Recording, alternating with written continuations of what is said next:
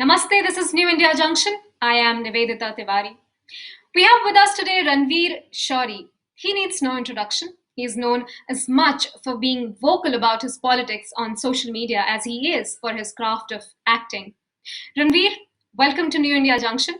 Thank you, Nivedita. Thank you for having me. We are going to talk about nepotism.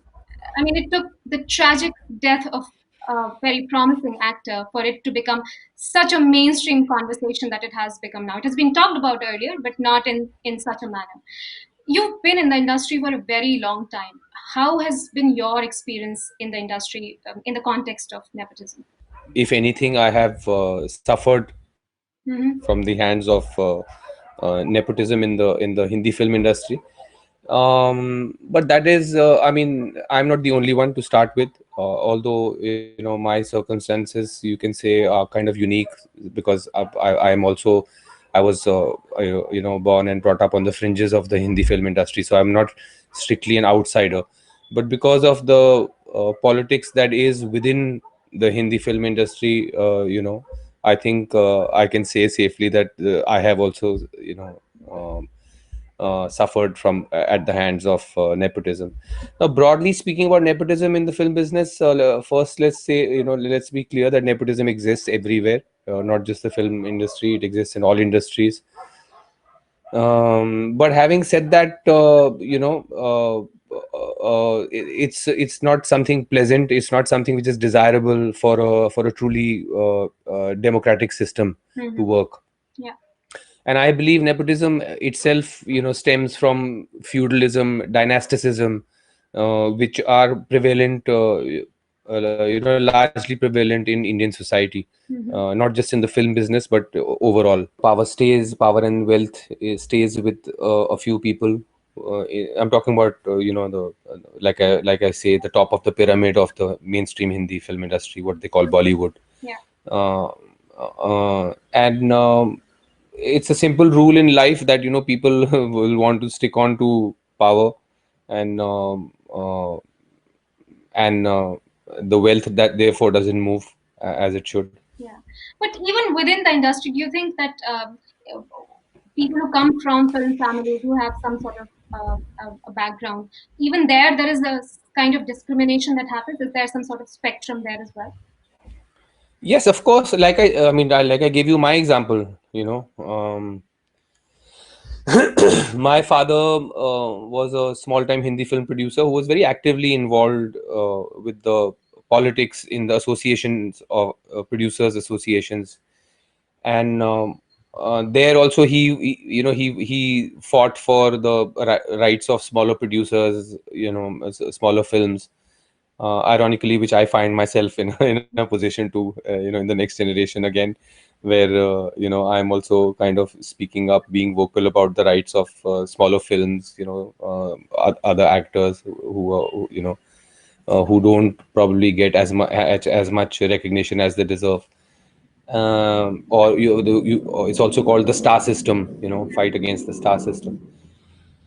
So I think somewhere that whatever relationships he had and whatever bad blood was there because of those association politics, somewhere I think has also affected my career, I feel, Hmm. Hmm. in the opportunities that I was given, or the opportunities I was not given, Hmm. or I'm not given, or the way I'm perceived by, or projected by the uh, uh, you know uh, the mainstream Hindi film industry and the associated media as well.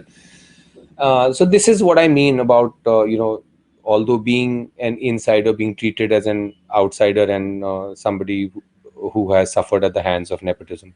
Right. So you always take a stand on issues.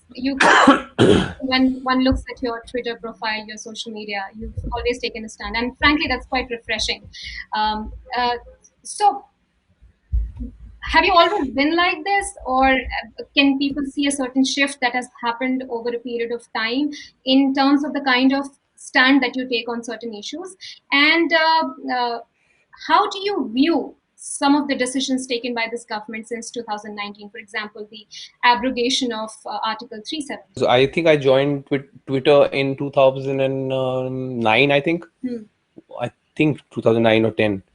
And since then I was I've been see, I'm not trying actively to be vocal about anything. I'm just being myself. When I start getting affected too much by a social or a political event or a unfolding, Hmm. and then whatever I want to say about it, I say about it. So I'm pretty easy, actually. I don't think I'm trying to get the activist tag, or trying to be trying to be kind of quasi political about uh, in my stand, where people don't know where I might join politics. I have no interest in joining Right. politics, Right. but I do have interest in being part of the public opinion Right. about the things that are going on. And I think the third thing that you asked me was about the present government, about how I perceive the present government. Well, I have to see again. This has been my stand since 2019. In 2014, I wasn't I wasn't a pro BJP voice. Hmm. I was in fact involved with the Aam Aadmi Party in Hmm. trying to set them up. Okay. But of course, then there was this big fiasco that happened within the Aam Aadmi Party, where their own Lokpal was sacked, and half the founding members were ousted by one coterie. So basically, leaving no intra-party democracy Right. within the party, which was supposed to be the great big hope. I think in 2014, people had just had it with the UPA and the Congress, and they wanted change. And at that time, it seemed to me that the BJP couldn't do it, because honestly, if you look at the last 60, 70 years before that, BJP couldn't do it. They couldn't barely last a term. Yeah. Uh, you know. I mean, they came up as a power. So yeah, but I mean, they were a couple of times they came into power and they couldn't hold on to the government, and then again, it went back to the same thing. So frankly, I had no hopes from the BJP ever, trying to be able to get the Congress or the UPA out of power, which I really thought was the need of the hour, Hmm. because I thought the UPA and the Congress were really power drunk, still are. Hmm. And they hold values which are completely detrimental to this country, whether it's dynasticism, whether it's corruption. I think these are the root problems of this country: dynasticism and corruption. So in so 2014, I was too busy, trying to set up AAP and all, and then this fallout happened in 2019 elections. I saw a lot of people wanting to go back. I saw the same thing happening, that, oh, no, no, no, this is not working. Let's go back to how things were. And I Hmm. was not ready for that. Hmm. I was like, one term in the history of a country is nothing to bring about change. Hmm. So when after 60, 70 years, the power center of a country shifts finally Hmm. since independence, you can't just say after one term that, Array, no, no, no, let's go back to the same thing, Hmm. you know. Hmm. So I think the big difference between a lot of people who had the same opinions as me, pre 2014, or as the liberals, as you as you can call them, is that I am willing to give this government a chance. I Right. am willing to give the Modi government a chance. I think they have done some good things, including 370, like you mentioned, and a lot of other things. I think they have been more responsive than the previous UPA Hmm. government, Hmm. if not more responsible. I always put that caveat, because it's for me also right now. It's a wait and watch, see what situation. Where I'm willing to give this government a chance to do what it wants to do. Because a lot of what I think what has happened with 60, 70 years of one family being at the center of power in this country is akin to a country moving on one leg. you know Hmm. where only you're hopping on one leg. We were going down a really dark path, where I think if 2014 power would have not changed, we would have seen civil war soon enough. Oh, wow. That's a Because big sort of a claim, right, to make, right? I mean, I'm sorry, I'm exaggerating a little bit, obviously, but you know what I mean. That they were. I think we had reached a limit in Right. No, 2014, no, you're where it was very clear that these people are so power drunk that the population could stand in front of their faces and say something, and they would not hear because they wield the power.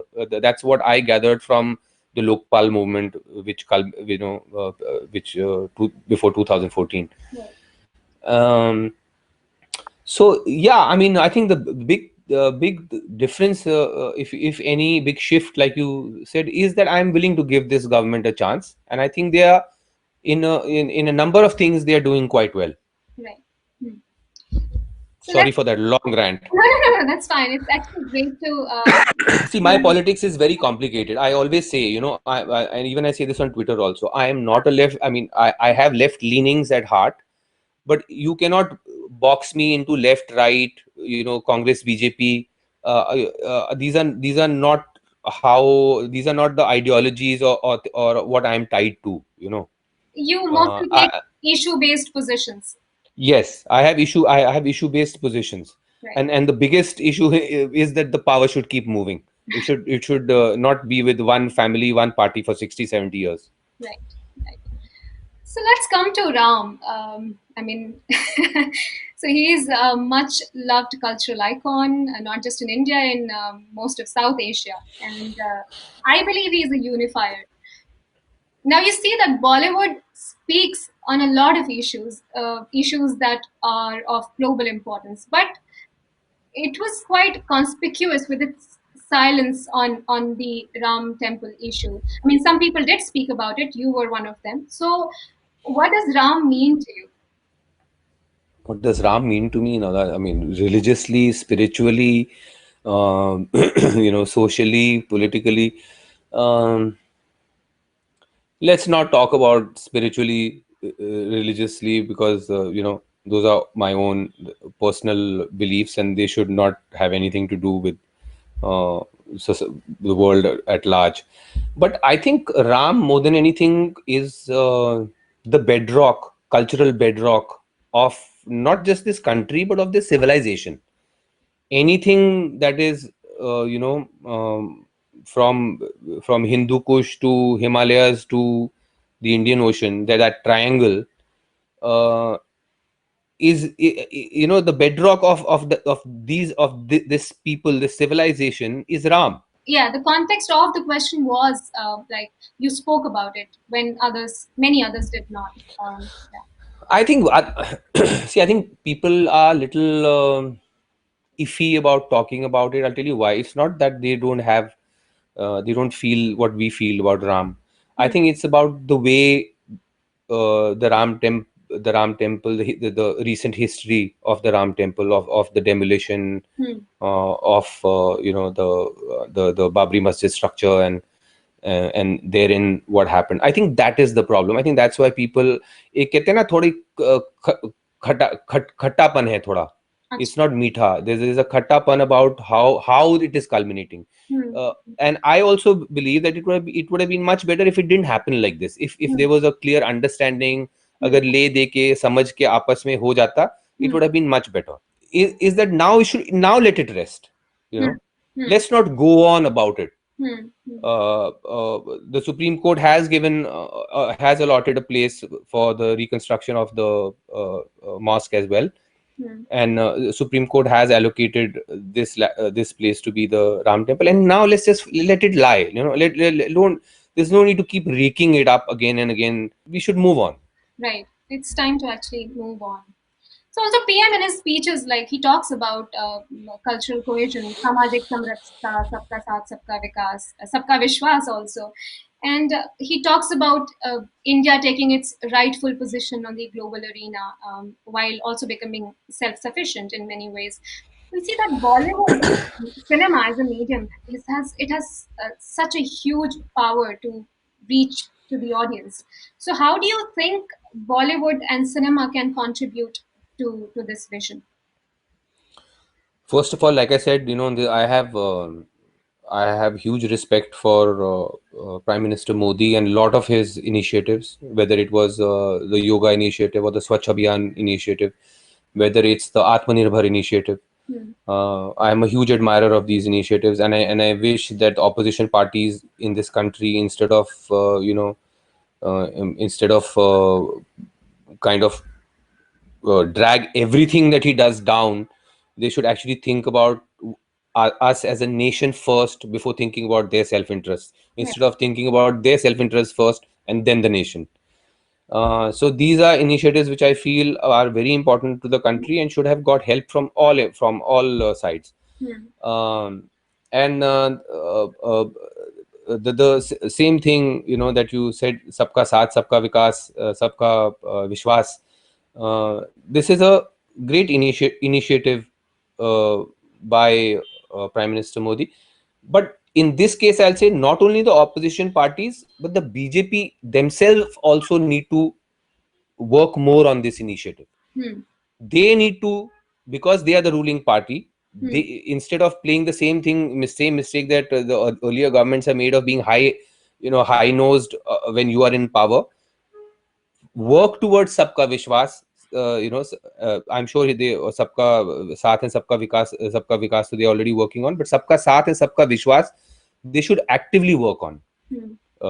Meaning, to even take a step or two down and meet people, and so that we can move together ahead.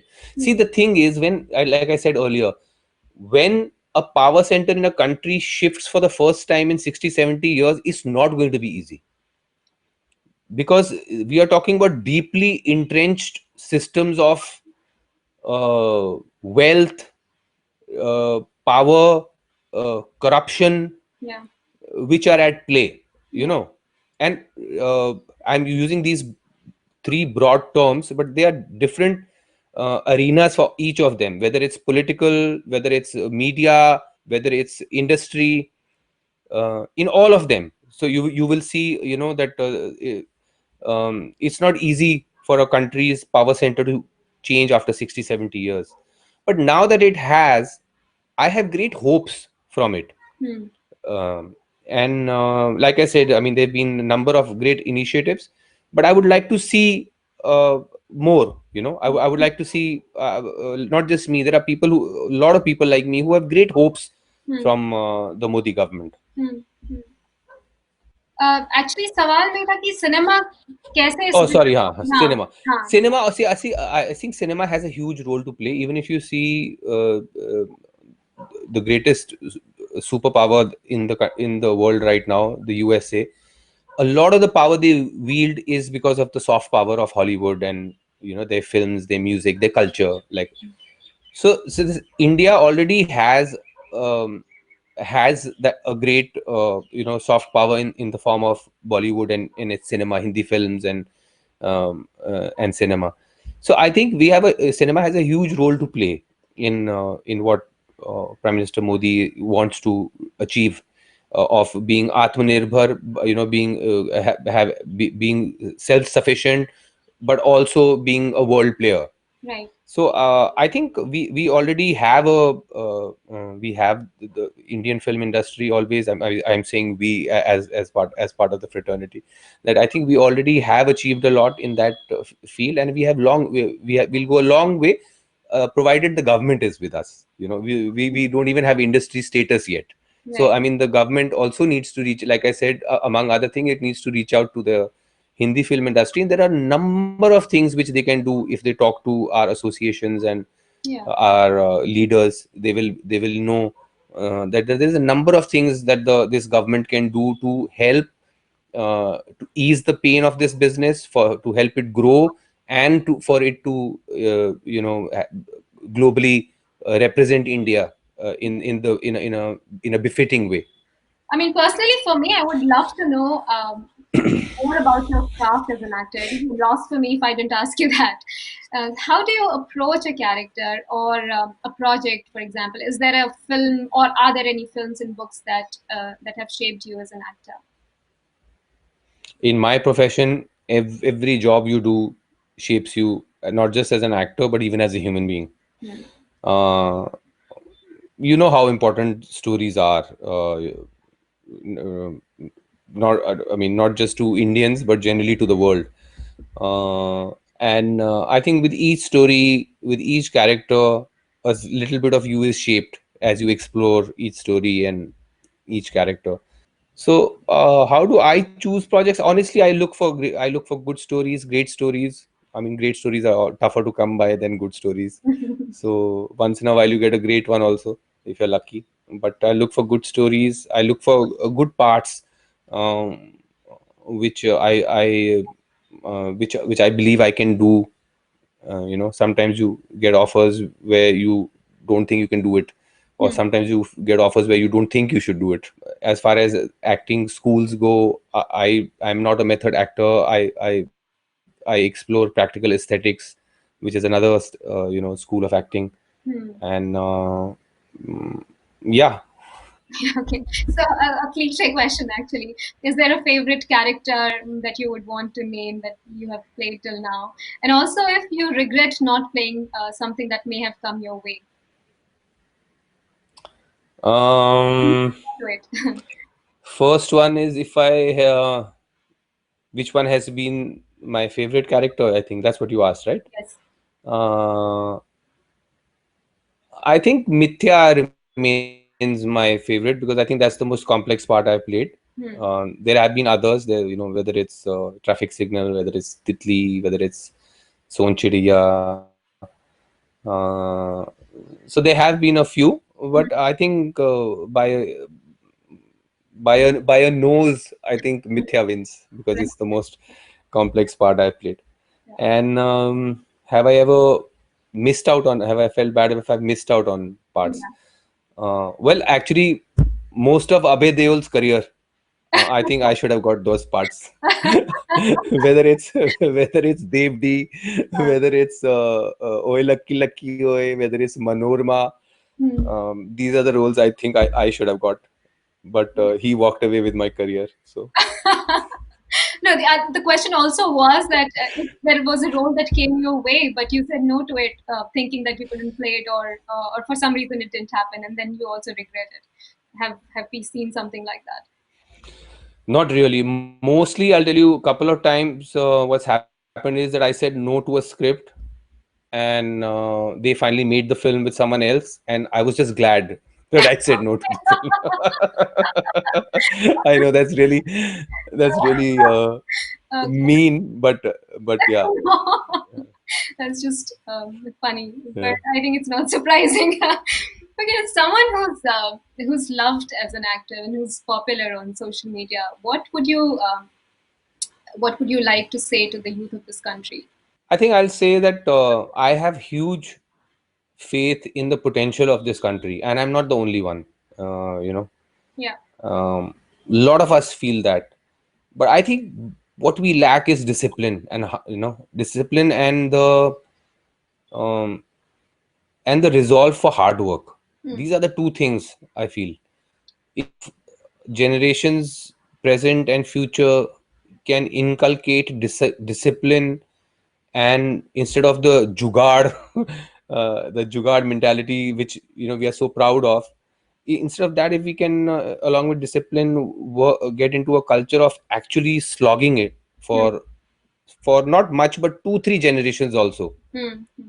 If for 2 3 generations also we can have discipline and hard work, focused discipline and hard work in this country, within 2 or 3 generations India can really be a I'm sorry to bring it up, superpower. No, I think that's pretty realistic, and Because it's everybody wants to talk about India as a superpower, so that's why I'm laughing. But point is that yes, the potential is there, but we are not showing signs of realizing it. hmm. I think I'm bullish on India too. A friend of mine uses that term. I am bullish on India. Like I do. Yeah, bullish. So even I am. Huh. He puts so Broadly speaking, even I am. huh. Like they say, the devil is in the details. Right, So right. bullish अपनी जगह है, but the details will matter. I think that's a great note to end the conversation on this positive Thank note. you. It has been a great conversation, Ranveer, and I got to know a couple of new things about you. So, and the laughs were also good. Thank you so Uh, much for agreeing to do this. Thank you for having me, and I hope I haven't disappointed you in the new things that you've learned about me in any way. No, no, no, it's all good and fun. Thank you so much. Thank you, Nivedita. Nice talking to you. Nice talking to you too. We'll be bringing more of these conversations for you on New India Junction.